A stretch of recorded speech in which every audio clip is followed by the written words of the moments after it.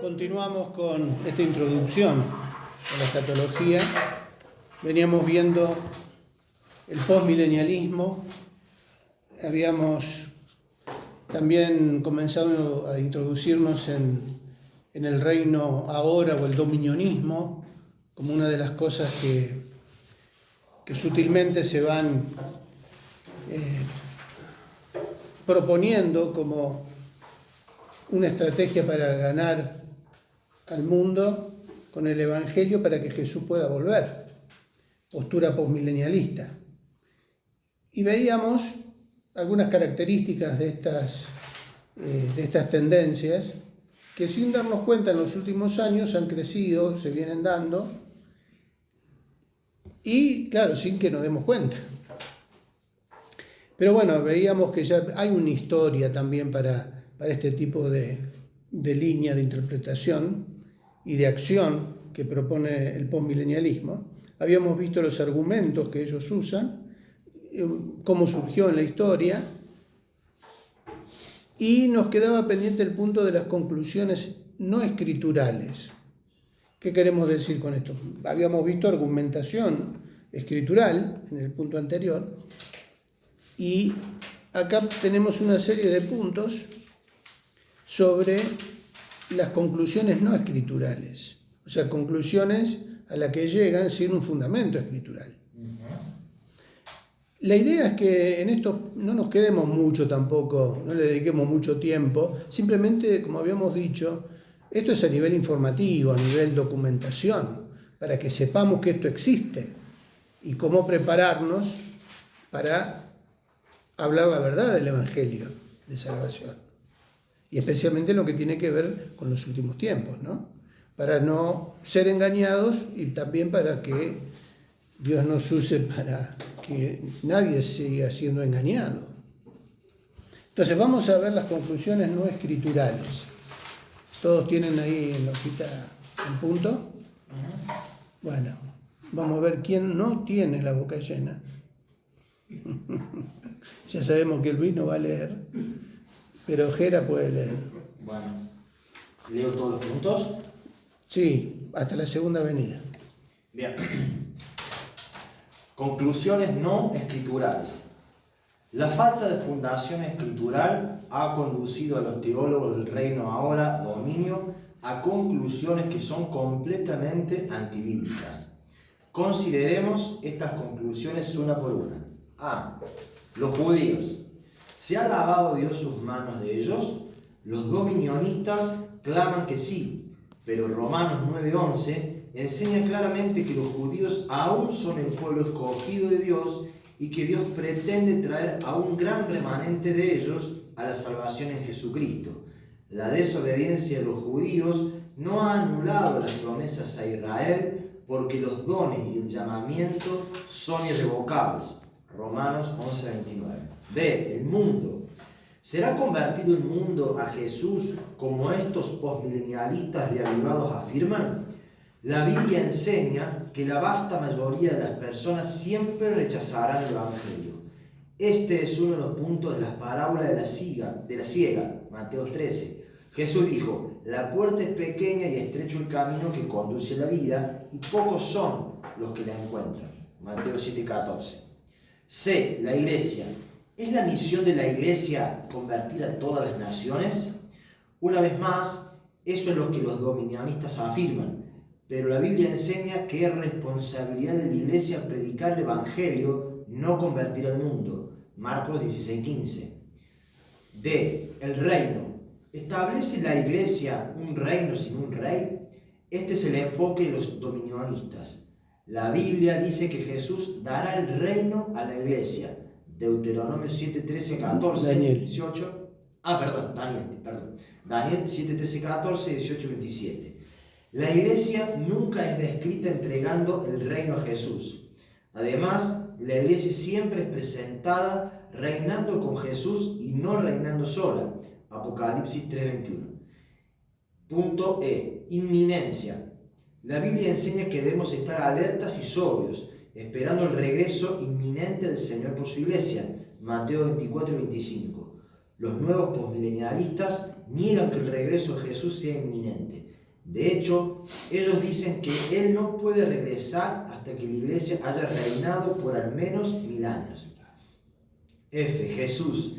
Los defensores del reino ahora del postmilenialismo reavivado no solo reemplazan a Israel con la iglesia, también reemplazan a Jesús con la iglesia. Pau llega muy lejos al decir que la iglesia es la encarnación actual de Cristo. Esto es blasfemia. Solo hay un Cristo y ese es Jesús de Nazaret. El centro del plan de redención de Dios para toda su creación no es la iglesia, es Jesús, Hebreos 1. Y cualquier doctrina que provoque que quitemos nuestros ojos del Señor es profundamente falsa. Bien. Conclusiones no escriturales. Dentro de estas conclusiones también hay cosas para revisar. Pero como decíamos, si tenemos que meternos a fondo, ya entramos a un estudio ya más profundo de esta escuela escatológica. Pero como decía al principio, la idea es que más o menos tengamos un panorama de cuáles son los fundamentos que ellos tienen, ¿no? Con respecto a la segunda venida, seguimos dentro del dominionismo y reino ahora, ¿no? Vamos al punto de la segunda venida. ¿Qué afirman sobre la segunda venida? Acá sí prestemos atención. Esto es importante, por algo el autor lo destaca como clave para entender esta postura errónea del postmilenialismo, que aseguraba que Jesús ya había venido y que todo lo que Apocalipsis desarrolla se refería a lo que iba a suceder en Jerusalén. O sea, toman la destrucción de Jerusalén como la ira de Dios sobre ella, como el final de todo para el pueblo en ese momento. Escuela preterista. Para eso, sí o sí, tenía que haberse escrito el libro de Apocalipsis antes de la destrucción de Jerusalén, para que realmente se pudieran agarrar de ese argumento. Juan tendría que haber escrito eso antes de la destrucción de Jerusalén, o sea, antes del 70. Pero como veíamos, es evidente que justamente por los testimonios y por las evidencias, el Evangelio también, porque tanto el Evangelio de Juan como el libro de Apocalipsis se escribieron casi al mismo tiempo, al final de la vida de Juan. Y estamos hablando ahí del 95, entre el 90 y el 95, o sea, 25 años después de la destrucción de Jerusalén. ¿Tantos años vivió Juan? Y 80 años, 80 y pico. 90 y... Cuando el Señor estaba con el Señor, Sí. ponele que tenía 20 años. Más chico, por claro, que así más jovencito. Más de 100 años vivió. No, restémosle al año 100, 20, 80 años. Ahora, ¿se entiende este punto la poca fortaleza que tiene este argumento? Pero ¿por qué decirlo de Apocalipsis ellos en qué se basan eso que tenía que haber estado escrito antes? No entiendo esa parte. Que ellos dicen que Apocalipsis se escribió antes del 70. Pero ¿y qué? No afecta nada. Y sí, porque esas profecías son una revelación. Están obligados a ubicar la fecha de Apocalipsis en el 70 porque... La profecía no se condice con los sucesos. Porque, Juan lo pone como una profecía a cumplirse. Claro. Y ellos dicen que ya se cumplió. Para que sea sustentable esa postura, sí o sí, ¿Cuál parte de Apocalipsis, habla Juan que se tiene que cumplir eso? la ira de Dios. Ellos dicen, están hablando de la ira ahí. Claro, para ellos, cuando en Apocalipsis se habla de la ira de Dios y la destrucción de todas las cosas, eso ya se cumplió. se cumplió con la destrucción de Jerusalén. Para que eso haya sucedido, Apocalipsis se tendría que haber escrito antes del año 70. Tienen, así como premilenialismo, posmilenialismo, dispensacionalismo, estas corrientes sobre escatología, en la iglesia menonita hay una, no lo tienen, o sea, no es que se dedicaron a profundizar en el tema escatológico, pero tienen una variante amilenialista. Ellos son amilenialistas, Sí. pero no el amilenialismo tradicional, tienen una variante. O sea, dentro del amilenialismo también hay ¿No te subdivisiones. acordás cuál era? La tengo escrita por ahí. Bueno, los que deliran lindo que un día me puse a ver son los adventistas con el milenio. También, bueno. Pero deliran. Por eso digo, Ya se van de más. en este tipo de temas vamos a encontrarnos con un montón de variantes que por ahí se alinean en una principal, pero se diferencian con algunos matices. Entonces, nunca vamos a terminar, porque cuando creemos que conocemos todas las variantes, Sí, sí. nace una nueva. El alpinismo. Me parece que lo más, por decir sano, es el prehistórico y el amilenialismo. Prehistórico. El premilenialismo histórico, digo. Histórico. Bueno, por eso digo, es cuestión de tener claro qué cosa, primero. Las doctrinas centrales. Muy bien, Jera. Póngale una. Repito, hasta acá llegamos con estas diferentes variantes en cuanto a la posición sobre el milenio. Vamos a entrar ahora en el punto 12, en números romanos, en donde ya no solo estamos hablando acá de escatología general, sino de escatología personal. ¿Se acuerdan que habíamos visto que la escatología también se divide en general y personal? ¿Cuál era la diferencia con personal? Cuando hablamos de escatología personal. Y la interpretación es... No tiene que ver con los acontecimientos de la persona. Exacto. Que hacen referencia a la Bien. persona. Ahora sí, bien. Muy bien. O sea, tiene que ver con temas como, por ejemplo, la muerte, la resurrección, o sea, las cosas que van a suceder en nosotros y que la Biblia dice de qué cosas nos van a suceder, qué cosas tenemos que esperar nosotros ahora como individuos. ¿No? Ricardo, perdón, ¿te puedo hacer una preguntita? Escúchame, porque por ahí lo van a hacer más adelante o no, pero a mí me gustaría, si no sé si es el momento adecuado, de poder anotar cuál sería la postura que más se asemeja o como iglesia o como denominación, o incluso nosotros creemos.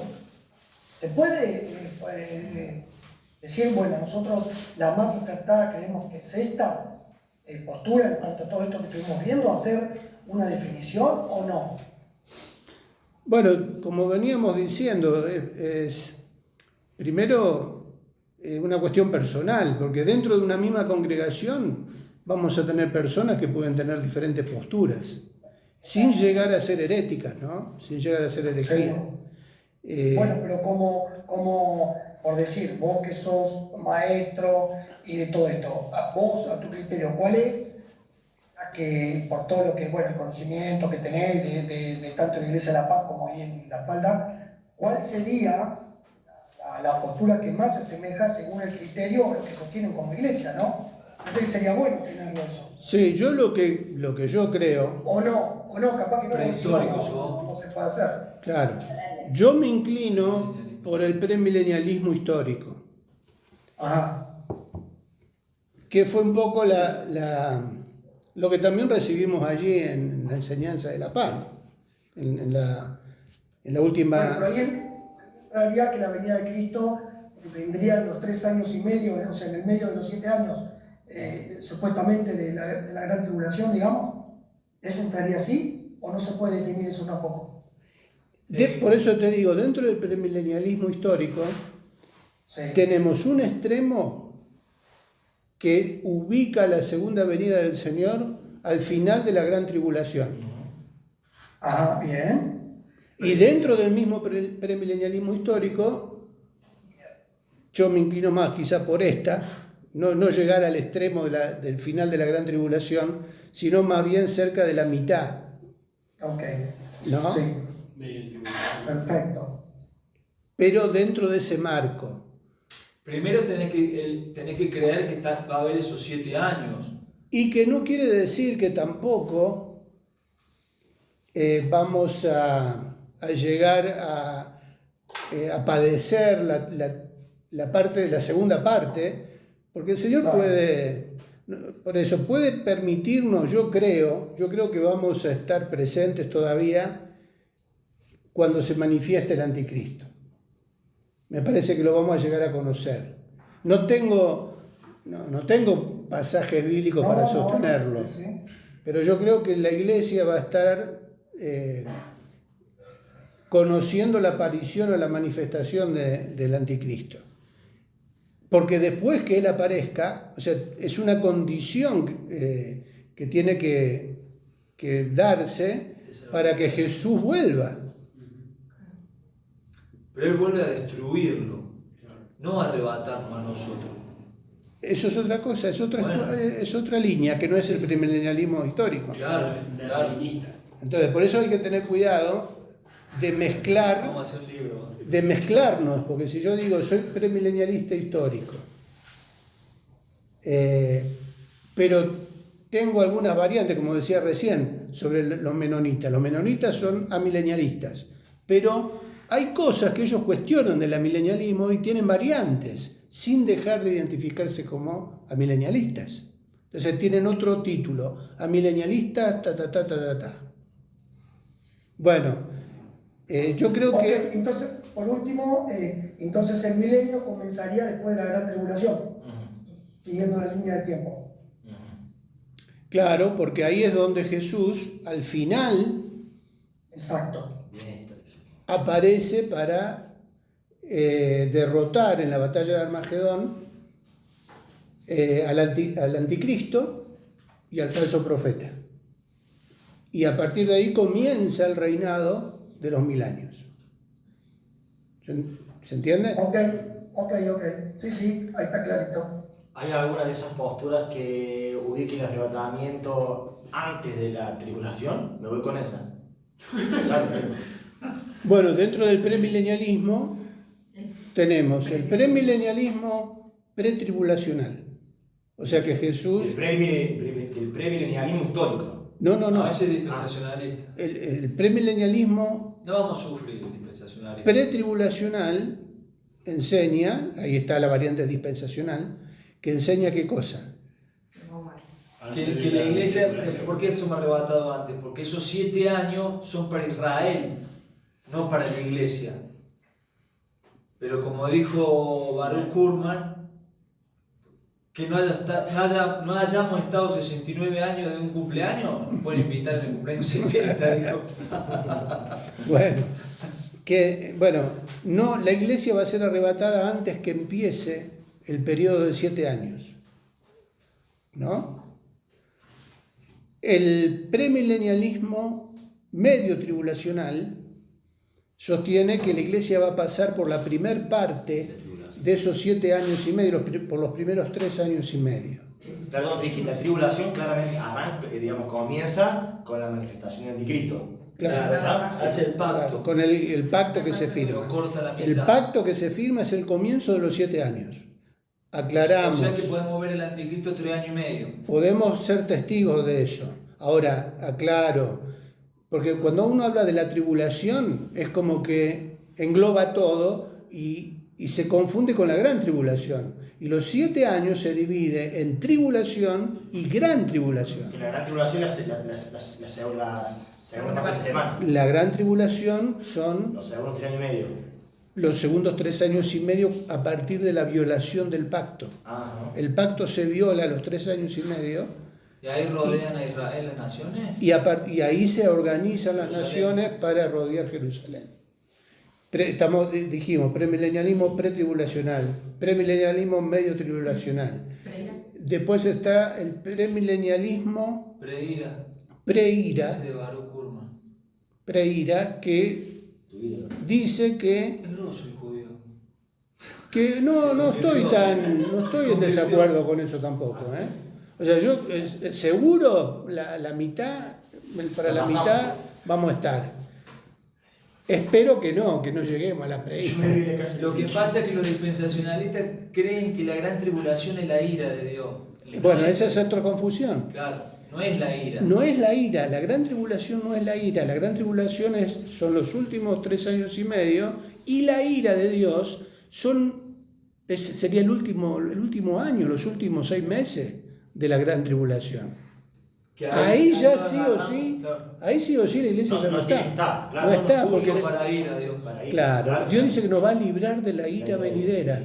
La iglesia va a ser librada de la ira venidera. Entonces, algunos interpretan mal ese pasaje. Dice, si vamos a ser librados de la ira, vamos a ser librados de la tribulación. Entonces se ubican el arrebatamiento antes de los 7 años. Ahí estaría la batalla del Armagedón. Bueno, ahí está el tema del Armagedón. La batalla de Armagedón se entiende como un evento escatológico final, o sea, después de los 1000 años. La batalla final. Pero tiene, que también eso, alguna vez cuando lo compartimos, cuando hablamos de Armagedón, es como que el Armagedón es como la campaña de Armagedón. La campaña de Armagedón comienza con la segunda venida del Señor destruyendo al anticristo y al falso profeta y los echa al lago de fuego.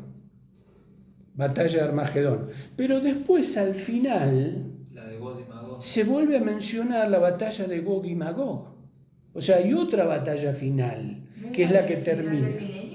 Claro. Bueno, el amilenialismo dice que son las dos la misma. Bueno, yo creo que son las dos la misma. Yo creo lo mismo. Son las dos la misma, pero son diferentes a su vez. Por eso yo creo que las dos forman parte de la campaña final del Armagedón. Yo le titulo el Armagedón como la primer victoria con esa batalla, pero la guerra termina con la de Gog y Magog. O sea, forma parte del mismo evento escatológico final, bélico, por decirlo de alguna manera. Porque si no tendríamos que dividir el Armagedón es solamente cuando Jesús vuelve y después ya no hay más batalla. Pero no, hay otra que es la de Gog y Magog. Por eso hay mucha confusión. Gog y Magog ¿es lo mismo que Armagedón? Y en la Biblia no es lo mismo. Armagedón se da en un momento y la batalla de Gog y Magog se da en otro momento. Pero sí Bueno, pero eso si interpretamos. Lógico. Eso sí se interpreta cronológicamente el Apocalipsis, Ricardo. Es que en esa parte es cronológico. ¿Viste? Y los milenialistas dicen que no. Bueno, por eso no soy amilenialista. Pero digo, la verdad me gustaría ser amilenialista. Nos tenemos que juntar. Cuando él dice que nos libra de la ira, Pero la Biblia habla de eventos Yo distintos. con esta clase Voy a estar en esta clase por 5 años. Bueno, grabaste, ¿no? vamos a... Bueno, pero más... A ver, Fabio. ¿Aclaramos o oscurecimos? Sí, está bien. Oscurecimos. lo que pasa es que Ah, lo peligroso de tomar posturas así infalibles, ya caes como un espíritu medio sectario. Claro, ese es el Eso es lo que peligro. pasa con los dispensacionalistas. Por eso yo a este tema le escapo. Pero me doy cuenta que es necesario que hablemos de esto para tener claro lo que es fundamental. Como decían algunos teólogos, algunos profesores de escatología. Muchachos, esto se resume en una sola cosa. Cristo vuelve. Al final ganamos nosotros. Se acabó el otro curso. Mejor. Conclusión. Ganamos, venga como venga. Al final ganamos nosotros. Y es cierto, o sea, Triunfa el bien, va. la otra forma de conocer a esta materia, la escatología, es la de la esperanza cristiana. O sea, la materia es la esperanza cristiana. Porque justamente Apocalipsis y los textos de Mateo 24, todos los pasajes que hablan de las señales y de todo lo que va a suceder, es para que nosotros sepamos cómo va a terminar la historia. O sea, la historia en la Biblia tiene un sentido lineal. ¿Se acuerdan cuando hablábamos al principio? Hay un Génesis y hay un Apocalipsis. Hay un comienzo Principio y un fin. y hay un final Feliz. en donde justamente Dios va a cumplir con todos sus propósitos, que Él ya los diseñó antes de la caída del hombre. Esto es un misterio hermoso. Lo escribió y tiró la cinta que vaya corriendo. Ahora, Está todo escrito. lo que nosotros, con la luz que podemos tener y la ayuda del Espíritu Santo, podemos alimentar esta esperanza con el gozo de saber que pertenecemos al pueblo escogido de Dios y que el final para nosotros está escrito y prometido con la gloria para siempre. Pero como decíamos al principio del curso, la idea es que esto sea activo. ¿En qué sentido?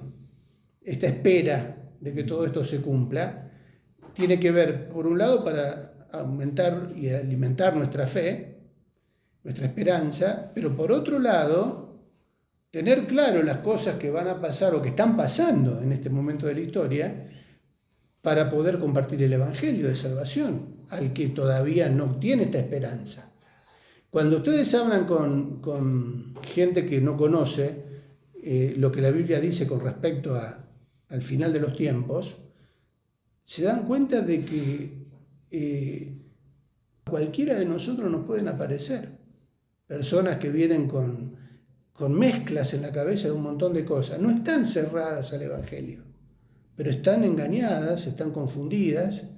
Si nosotros no estamos firmes y convencidos, si nosotros estamos confundidos con el tema de la escatología,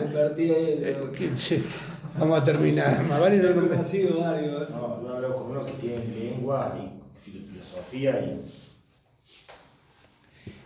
¿Entramos en el estado intermedio?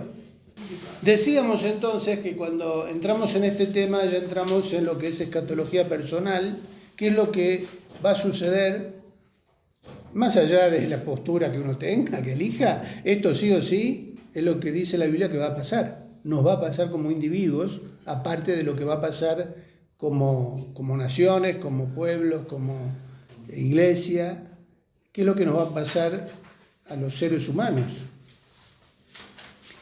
En el punto 12, entonces, tenemos como título el estado intermedio y el estado eterno. ¿Qué es el estado intermedio? Punto A. El estado intermedio es el estado del alma entre la muerte física y la resurrección, hecho que sucederá en la segunda venida de Cristo. ¿Estamos de acuerdo ahí? Porque cuando el Señor Jesús venga va a sonar la trompeta, los muertos en Cristo van a resucitar. Pero también, a partir de la segunda venida de Cristo, también van a resucitar los incrédulos. ¿Cuál es el destino de los incrédulos? Punto 1. Gera. Bueno, 1. Destino de los incrédulos. Cuando los incrédulos mueren, van de inmediato al Hades o infierno, que es la morada de los muertos malvados. Antes de Cristo, los justos y los malvados iban al Seol, el cual tenía 2 compartimentos separados por una cima infranqueable. Lucas 16:22. En el Antiguo Testamento, la palabra Seol es traducida variadamente infierno y sepulcro. En el Nuevo Testamento, la parte más baja del Seol se llama en griego el Hades. Esto viene de la versión Septuaginta, donde la palabra hebrea Seol es traducida por la palabra griega Hades. La palabra hebrea para el estado final de perdición o lago de fuego es Gehenna, traducida correctamente como infierno. Marcos 9:43. El nombre Gehenna era un término figurativo tomado de los fuegos perpetuos que quemaban los desechos en el valle de Hinnom, cerca de Jerusalén. Ya que los malvados no van a su perdición final hasta después del juicio final, cuando sean echados al lago de fuego, la palabra infierno puede ser usada para describir el estado presente de los muertos malvados. Por lo que es sabido, nadie en el presente está en el lago de fuego. Los malvados están en el Hades esperando la resurrección de juicio. El Hades es, sin embargo, un lugar de sufrimiento como se ve en la narración del hombre rico y Lázaro. Lucas 16:23, 1 Pedro 3:19. Los incrédulos que han muerto están en el infierno esperando ser llamados a juicio y ser juzgados en el juicio del gran trono blanco. Luego serán lanzados al lago de fuego y allí quedarán por toda la eternidad. Apocalipsis 20, 11, 15. Bien. ¿Vimos el video, te acuerdas del pasado? ¿De Gehenna? ¿Te acordás? El hermenéutico. Cuando vimos ¿Te acordás? el estudio del infierno. El infierno. Destino de los incrédulos. Acá aparecen términos que justamente lo vemos en otros cursos previos a este tema. ¿Y por qué a veces decimos que es indispensable primero pasar por el discipulado? O por introducción bíblica y hasta hermenéutica. Porque no podemos ahora en escatología dedicarnos al estudio del infierno. Se supone que ya lo sabemos, ya lo tenemos aprendido desde el discipulado, ¿no? Cuando hablamos de la esperanza cristiana, hablamos de lo que le espera a los cristianos en la eternidad. Pero fíjense cómo en este punto cortito que tenemos acá hay un montón de tela para cortar y hay un montón de dudas en la gente acerca del estado intermedio y acerca de qué pasa con el alma cuando muere una persona. No pasa hasta en los mismos creyentes que no tienen claro qué va a pasar. Cuando tocamos este tema aparecen un montón de preguntas. ¿Y a dónde estamos? ¿Y a dónde vamos? ¿Y qué pasa? ¿Y en qué estado estamos conscientes? ¿Estamos inconscientes? ¿Cómo es esto de que el alma está descansando en la presencia del Señor? Y bueno, surgen un montón de preguntas. Cuando vayamos al cielo nos vamos a reconocer. O sea, surgen, ¿vieron ese tipo de interrogantes que aparecen? Porque claro, siguen siendo un misterio para muchos. Sin embargo, tenemos información en la Biblia. Entonces, cuando hablamos del destino de los incrédulos, hacemos la diferencia. Porque después de la muerte, ¿a dónde van los cristianos? Presencia del Señor. ¿Cómo se conoce en la Biblia eso?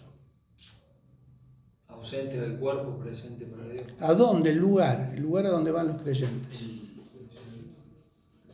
Bueno, fíjense, el paraíso en el Nuevo Testamento, pero en el Antiguo. Y era el seno de Abraham, era. Bueno, ahí dice también que era el Seol, que era mejor para Seol, la palabra hebrea Seol en el Antiguo Testamento tenía a su vez dos compartimentos o dos divisiones. Una donde iban los creyentes y otra donde iban los incrédulos. O sea, los judíos que habían muerto temiendo al Señor y guardando la ley. Cuando hablamos también el año pasado en la hermenéutica, las palabras del Señor Jesús al ladrón de la cruz. Claro. Hoy estarás conmigo ¿dónde? En el paraíso. O sea, hay un lugar a donde van los creyentes. Ahora, fíjense que el tema tenemos que saber por lo menos lo básico cuando le expliquemos a alguien qué pasa cuando alguien muere. Normalmente estos temas, ¿dónde salen? ¿O dónde yo los tengo que...? En el velorio. En los velorios. En los velorios o en los lugares de los hospitales en donde hay gente que teme por el destino eterno. ¿Cómo le hablas del Señor? ¿Qué esperanza le das a la gente? Pero no podés ocultar la verdad. No podés tapar la realidad del infierno. O generar una teoría, o adoptar una creencia o una teoría como por ejemplo la del purgatorio. O la reencarnación. ¿Lo sabías que Iglesia Católica se promulgó diciendo de que María no es corredentora, que sí ayuda en el proceso de conocer a Jesucristo y que el purgatorio no es un lugar real? Claro. Entre otras cosas que también hicieron hace poco.